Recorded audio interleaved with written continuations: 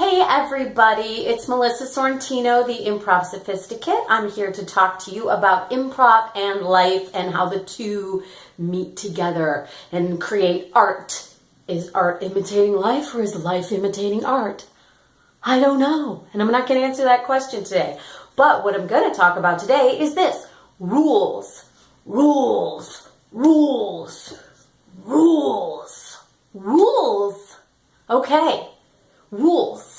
First of all, if I'm going to talk about rules, I'm going to err on the side of have less rules because I probably value freedom more than anything. I'm like a total free spirit, and I as much as I try to resist it, I really am.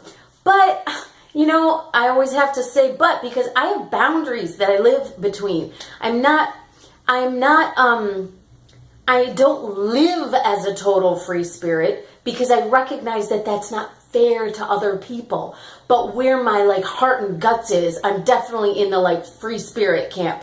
Do what you want. And it's genuine to me. One thing that is evidence that is genuine to me is because I genuinely do mind my own business. I don't struggle to mind my own business. I struggle to mind other people's business. I really don't care. And I don't know if that's narcissistic or what, but I care. I don't want to see anybody hurt themselves, but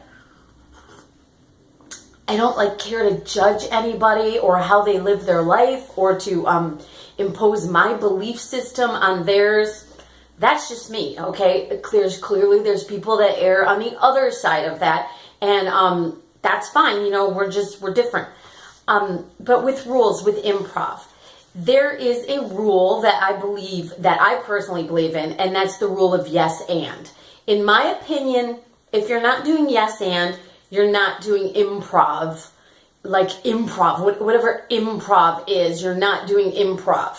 Because technically, if we want to talk about the definition of the word improvisation, it just straight up means making stuff up, winging it. I'll improvise. The camera falls down and flips over. Maybe I'll stand on my head and shoot the rest of the film like that. We improvise. We make shit up. We adjust and we just move. We roll with the punches. That's what improvisation, the word, means. But improv, especially inserted into improv comedy, is something that people made up. It's an improvisation of its own. All art is. Every fucking thing we do in humanity is. Why is the letter A like this? Why? Because somebody made it up and somebody concurred and more people concurred and agreed, and now we have a capital letter A that looks like that in the English language, And you could absolutely come from different camps of improv and be like, well, Viola Spolin is the one that I follow. Del Close is the one that I follow. I'm from the Second City School. I'm from the Groundling School. I'm from UCB. I'm from Annoyance. I'm from my local whatever my thing is from the city that I'm in. There's the big ones, and they kind of trickle down rules and methods to other people. So all of this is somewhat arbitrary, my babies, and that's why I feel as a human being that I have a right and privilege to just kind of insert my rules here. And that's what I'm going to land on, okay? But let's just maneuver through a couple things about rules. There is the problem of having too many rules. I see a lot of people struggle with this, and God bless them, but I see people now struggling so much more with this than I used to when I was first starting off, because honestly, my first class, I'm pretty sure somebody said, improv is when you say yes to anything the other person does, and then because you say yes, they say yes, and then they say yes, and you say yes, and you just keep building scenes, and it was like, oh, okay, I'm done, check. Now it's just time to do it. Now, I might be simplifying it. They did have heralds and they had, all that stuff existed. But my personal experience was it was very I think it was even before Fight Club came out, and we were using the phrase, the first rule of improv is there are no rules. Something in that vein. I don't recall if that I'm pulling that from the movie or specifically if we started off, but when I saw it in the movie, I remember being like, it's just like improv, It was. The rule is there are no rules. And that was the whole fun and freedom of it. You could go blue, you could not go blue, you could be yourself, you could not be yourself, you could do whatever the fuck you wanted. It was just basically, you're going to just go on your own gut instinct and the audience's response and your co-player's response. And we didn't do a lot with coaches. We had classes, but people got together and we would just hang out and goof around. And we weren't really like, coaching and getting tips and pointers and all this stuff. It's become an industry. It really has. And it's, when you turn an art form into an industry, inevitably you end up with more rules. Things are monetized. And, that's freaking awesome. I think that's great because people who have devoted their lives to this want to make a livelihood off the back end of what they know, and they're gifting that to you. And it's also making it so that improv itself can open itself up to people who, maybe naturally aren't like the I want to say instigators. I'm going to stick with that word. The instigators of the art form, the fucking infantry, we're making this art form, the creators who kind of originate that sort of end up kind of on the top of like a, hierarchy, I guess. And then more and more people come, and then you can get to a place where you're like, oh, this isn't even really for artists or improvisers or actors or anything. It's just something, maybe fun to do at a Christmas party. Or maybe it's different things that we can implement in team bonding exercises and lightening up exercises and public speaking. So it can go all over the place. Rules themselves are slightly dangerous. When we start to go too far with rules, we get so caught up in the rules that we stop forward motion. And that is a real genuine detriment to too many rules. I will tell you a personal thing about myself right now. And here's like a great example of too many rules. And it's fun because it's personal and it's, it's about dating. So I've been talking recently leading up to today that I'm letting go of a relationship that's not working out. And it's hard because we like each other and we keep on talking. And it's if this isn't moving forward, I need to create a space for, something that can, I guess. I don't know. I don't know. I don't really care. But point being, I woke up this morning and I was like, okay, I am going on a man detox. I'm fasting from men for 30 days. And then and I was like, I'm going to write that I'm going to write that down. 30 days with no men. I'm not talking to any men. I'm going to say no to anybody that asks me out. I'm not going to reply to texts. Nothing, But then I get a text and I'm like, oh, I feel bad. I mean, this person's not even going to know why I'm not replying. So on and so forth and so forth. And then I'm like, well, maybe it shouldn't be 30 days. Maybe it should just be for the next 2 weeks until my ex-husband leaves town, because that's culminating in me. Well, maybe it's this. Well, there's the holidays. Maybe I should make it till December 31st. Maybe I should do, and I'm like, what the hell? That's just too many rules. And finally I was like, okay, I'm picking something somewhere in the middle. I am not going to ignore the fact that I really do feel strongly that I need to take some time for me, and manless. But I also can't have these rigid rules that I just can't follow. So I'm just sort of in that, my conclusion for myself is personal to me. But I made a decision, and I did actually jot down a little note. Whether I stick to it hardcore or not, it's, it's nobody's business. Not even really mine, because the me of next week might not be in line with the me of right now. That's probably just the way I live my life, and why improv is something that's so legit to me, because I actually live this way. I would probably anyways.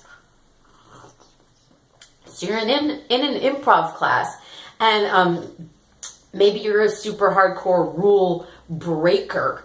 Now, okay, so we talked about that rules can be too much. They can make it so we can't even do anything. If you've got rules from UCB, from movie form, from annoyance, from Second City, from this Coach A, Coach B, Coach C, then you start going, well, but Coach A said this, to Coach B, and Coach B's like, fuck Coach A, I'm Coach B, I'm telling you what I'm telling you. That's what I would say. I know I'm bad, but seriously, it's like I'm just saying what I'm saying. If you need a resume of where I got this from, I'm sorry, but over the last 25 some odd, 28, whatever the fuck years I've been doing this, I did not take that meticulous of notes. I was just enjoying improv and having my own reasons for being there. So I don't remember who beget who. This is not, biblical scripture here. It's just an art form. And when I say just, I don't mean to dismiss it. I mean it's loose. It's loose.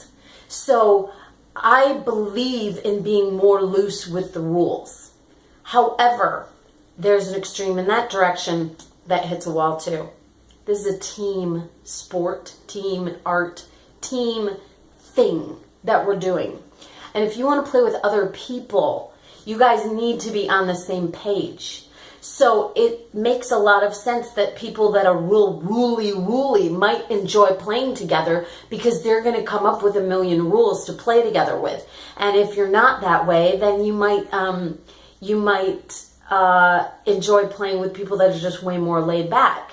Now, granted, these are personal to us, and it has actually to do with our personality, and those things can be frustrating too. For example, a bunch of super laid back people, I'm sorry to tell you guys this, but groups don't go very well with only laid back people.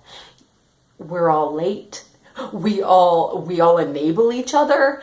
We blow shit off. We're so like down with being a flake that we let other people be a flake. The point is, if you are all about that and super loosey-goosey, there is a tendency that you're also not super disciplined just as a player.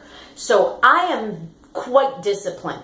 I mean, I'm pretty damn disciplined. If I tell you I'm going to be there at so and such a time on so and such a day, here's where my discipline wanes. I'll probably be 5. I might be 10 minutes late, but I will be there. I don't flake. And when I'm gonna cancel something, I'll give you notice.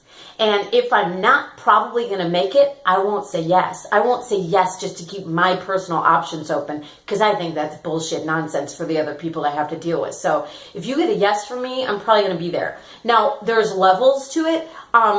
I might be 5-10 minutes late if it's just a rehearsal and we're just hanging out. I won't be late for a show. You better fucking believe it. I will be 15 at least early for a show, for a performance. I won't be late if I'm teaching. If I'm asking you for money, I ain't gonna be late. I'll be early.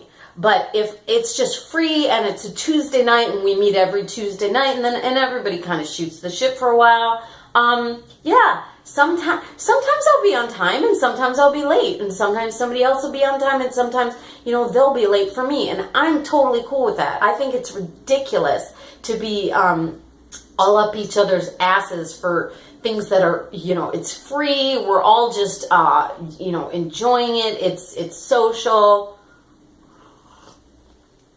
So, there's the problem of going too far with rules. There's the problem of going too far without rules. So, sort of in conclusion, I think that the best rule of thumb is to make your own rules. And this is where I want to get personal with you. Do you make your own boundaries and rules and then stick to them? Because if you don't, you're trying to run a trick between your consciousness and your subconscious, and that's a nightmare. So I recommend that you determine for yourself. You don't even necessarily have to tell other people, because they're going to have their own point of view, and they very likely will be dismissive of your point of view. But if you create your own set of rules based on your own strengths and weaknesses and what you know personally about yourself and about your own life and everything, if you create those kind of rules, stick to them for yourself. Really stick to them for yourself. I've been in situations like, I have a rule that I don't play with assholes. So if somebody kind of acts like an asshole, I don't care how good they are. I say no. And God, please, nobody who I've ever said no to, please don't make the assumption that I think you're an asshole. But for real, there are people who, and I don't even mean assholes to me, because, people aren't usually an asshole to me, because for whatever reason, how I present myself, I'm usually pretty, warm and kind to people regardless. And I don't even recognize that somebody's a little bit of an asshole until a little bit later. But, like if somebody's like a bigot, or, if somebody's in anything like anti, gay rights, I'm probably going to bounce, because I just think that's bullshit. Even if that's what you believe, if somebody says something that is like definitive and it's non-inclusive and it's actually, hurting other people or keeping them down, I'm usually out. If somebody gossips too much, I'm usually out. There's personal boundaries that I sustain for myself about who I'm going to spend my time with. And I don't break those, and I don't like sell out for those, which is, maybe one of the reasons why I'm a little bit broke, but I really don't. It's just stuff like that matters to me. I really do not like unkindness. So that's a priority to me. I don't know what yours are, but determine what they are and then live by those rules. Really stick to them. And even in the nuts and bolts of improv, if you're like, I'm not going to play a disempowered woman again. I'm just not going to do that, or for 30 days or 6 months or for, a while, just till I feel better. You go ahead and stick to that. Just be like, no, I'm not doing it. And then just keep on finding ways in your improv to do things that are speaking to you and where you're at, and make it legitimate to yourself. Make your rules legit to yourself. And you don't have to be married to any camp of any class. When you signed up for a class, you didn't know what they were going to teach you in like the course of 8 or 12 or 16 weeks. So you don't, just because you put money down and said, yes, I will attend this class on Mondays and Wednesdays for 8 weeks, doesn't mean that you pop out the other end being like a devotee to that method and you have to keep all those rules. You can cherry pick that shit. And I know there's some people that are going to disagree with me. And I say, you know what? Go away, Nazi, because I make my own rules. I am free, and I live in a world where I allow other people to be free. And I just think that's fair. So I want you guys to feel free to take what you could take out of this video. Discard what you want to discard about it. And my hope is that I will have a chance, because I'm in a super rush today. I'm actually, I got to haul ass out of here now. But if I take the time to really jot down some very clear bullet points on these points, I would really like to home in on some very specifics that actually have more to do with your stage work. And I promise you guys, I am maneuvering towards that. But I am trying to create a lifestyle for myself so that I have more time. I don't have a lot of time to make notes and things prior to making these videos, but I wanted to launch it because I am really trying to get the get busy and learn as I go thing going with this video. So bear with me. All right, you guys. Thanks so much for listening. My name again is Melissa Sorrentino. This is the Improv Sophisticate. I have 2 other playlists. One documents my divorce journey, divorce diaries, and one is a little bit more about just life, and that is called Making Progress. Okay, hang in there. Do what you need to do to create your own rules, and then trust yourself and be faithful to yourself and keeping your own rules until you modify them. Keep it loose. Bye.